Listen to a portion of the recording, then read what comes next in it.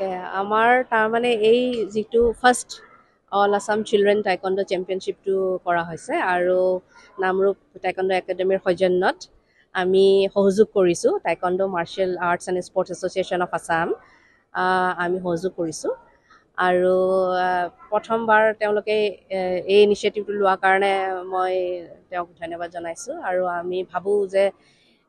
ল'ৰা ছোৱালীখিনি কৃতজ্ঞত হ'ব আৰু তেওঁলোকে এটা নেশ্যনেল আৰু ইণ্টাৰনেশ্যনেল প্লেটফৰ্ম এখন পাব আৰু আমাৰ যিখন এছ'চিয়েশ্যন আমাৰ এফিলিয়েটেড টু ইণ্ডিয়া টাইকণ্ড আৰু এফিলিয়েট টু ৱৰ্ল্ড টাইকণ্ড আৰু এছিয়ান টাইকণ্ড ইউনিয়ন চ' আমি নেক্সট টাইম আমাৰ ল'ৰা ছোৱালীখিনি এছিয়ান গেমছ খেলি আহিছে আমাৰ অসমৰ পৰাও আমাৰ সূৰ্যকান্ত তেওঁ এছিয়ান ৱৰ্ল্ড চেম্পিয়নশ্বিপ খেলি আহিছে আৰু তেনেকৈ আমাৰ কেইবাজনো ল'ৰা ছোৱালী নেশ্যনেলত COCত নেক্সট টাইম গ'ল্ড মেডেল পাইছে আৰু এইবাৰো আমাৰ এতিয়া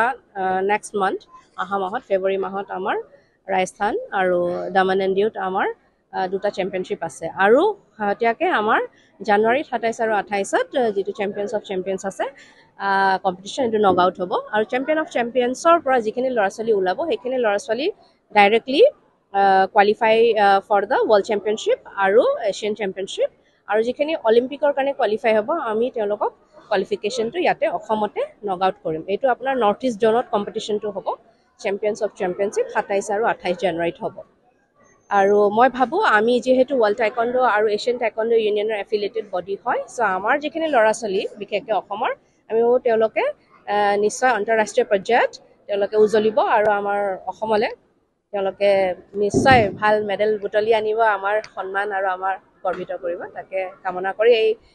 খেলখনো সেই উদ্দেশ্যলৈ মানে অনুষ্ঠান কৰা হৈছে যাতে ইয়াৰ পৰা যিখিনি ল'ৰা ছোৱালী আহে তেওঁলোকক আমি বাছনি কৰিম COC কাৰণে আৰু COCৰ পৰা তেওঁলোকে চিধা এছিয়ান গেমছ ৱৰ্ল্ড চেম্পিয়নশ্বিপ আৰু অলিম্পিকৰ কাৰণেও তেওঁলোকে কোৱালিফাইং ৰাউণ্ডৰ কাৰণে তেওঁলোকে ইয়াৰ পৰা বাছনি কৰে থেংক ইউ হয় হয় আমি পোনপ্ৰথমবাৰৰ বাবে নামৰূপত ফাৰ্ষ্ট চিলড্ৰেন চেম্পিয়নশ্বিপখন আমি অনুষ্ঠিত কৰিছোঁ ইতিমধ্যে আমাৰ TMCৰ সভাপতি মহোদয়ে আমাৰ ইতিমধ্যে গোটেইখিনি কথা আপোনালোকক খুলি ক'লে যে এইখন গেমৰ পৰ্যায়ত প্লেটফৰ্মতো আমাৰ নেশ্যনেল আৰু ইণ্টাৰনেশ্যনেল এছিয়ান ৱৰ্ল্ড চেম্পিয়নশ্বিপ আৰু অলিম্পিকলৈ যাবলৈ সক্ষম হয় কাৰণ আমি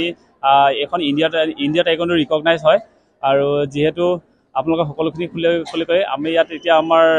এখন গেমত যিসকলে গ'ল্ড পাব তেখেতলোকক আমি নেশ্যনেল পৰ্যায়লৈকে নিয়া হ'ব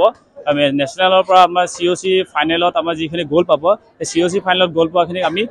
আমাৰ মানে এইটো ৱৰ্ল্ড চেম্পিয়নশ্বিপ বা এছিয়ান চেম্পিয়নশ্বিপৰ কাৰণে চিলেকশ্যন তেখেতলোকে অংশগ্ৰহণ কৰিব পাৰিব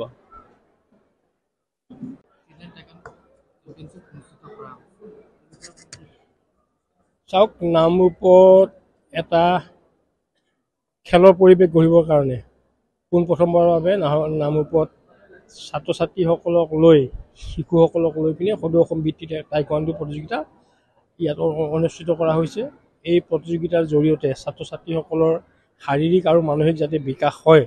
তাৰ কাৰণে আমাৰ উদ্যোক্তাসকলে প্ৰচেষ্টা হাতত লৈছে আমি আশা কৰোঁ যে নামৰূপত অনুষ্ঠিত হোৱা এই খেলখনে সমগ্ৰ এই অঞ্চলটোত প্ৰভাৱ পৰিব কণ ছাত্ৰ ছাত্ৰীসকলে যাতে ক্ৰীড়া ক্ষেত্ৰলৈ আগবাঢ়ি আহে যাৰ জৰিয়তে ভৱিষ্যতৰ দিনত তেওঁলোকে শাৰীৰিকভাৱে সুস্থ হৈ মানসিকভাৱে সুস্থ হৈ প্ৰকৃতপক্ষত একোজন সুনাগৰিক হিচাপে গঢ় লৈ উঠিব পাৰে তাৰ কাৰণে উদ্যোক্তাসকলে প্ৰচেষ্টা হাতত লৈছে